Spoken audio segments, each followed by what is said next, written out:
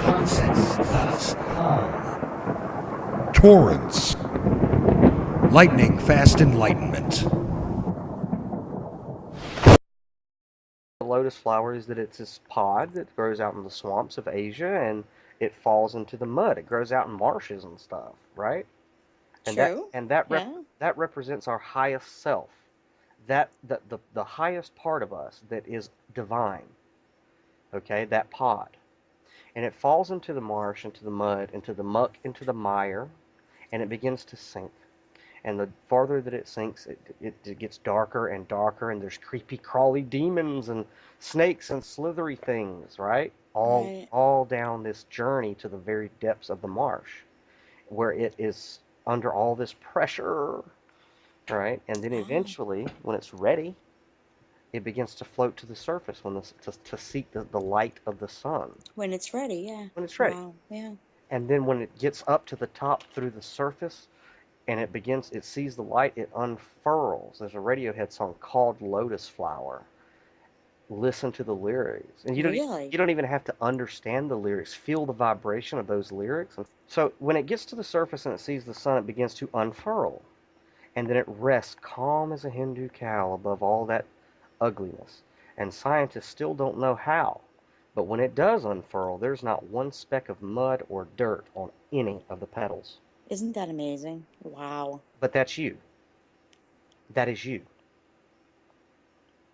That's why it's one of the most beautiful flowers that you'll ever see, because it is you.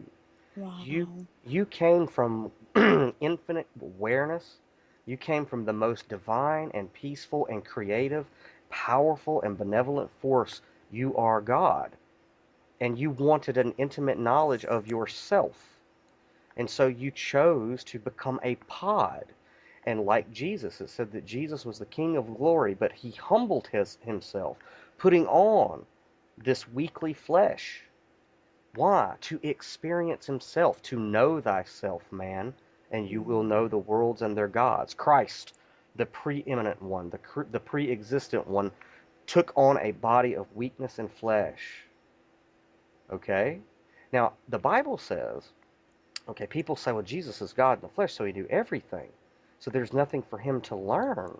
But that's not what the Bible says at all. The Bible said that there is something that God had to learn. You want to know what it is? What? It says that he learned obedience. Wow. Think about that for a second. There was something that an all-powerful God who's always existed, will always exist, and there's nowhere that God's not, didn't know something because it was the most powerful thing. It had to submit to itself and learn obedience, something it did not know or have a concept of or grasp. But that's kind of tricky if you know that you're God, right? Right. You have to make yourself have amnesia and forget that you're God. You have to become that lotus pod. Unbelievable. And then you have to fall into the depths of the material world and the world of samsara, the world of suffering.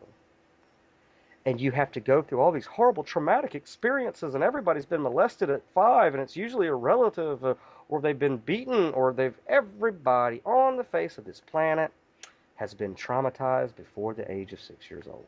Everyone. Anybody who tells you they haven't is lying or don't remember or don't Right. understand what trauma is. But that was Right. deliberate on God's part to make itself forget it was divine so it could learn obedience. And, That's amazing. Wow. I mean, yeah, this is all around us. So we are that pod. We are that beautiful lotus pod that willingly fell into the ugliness of the world.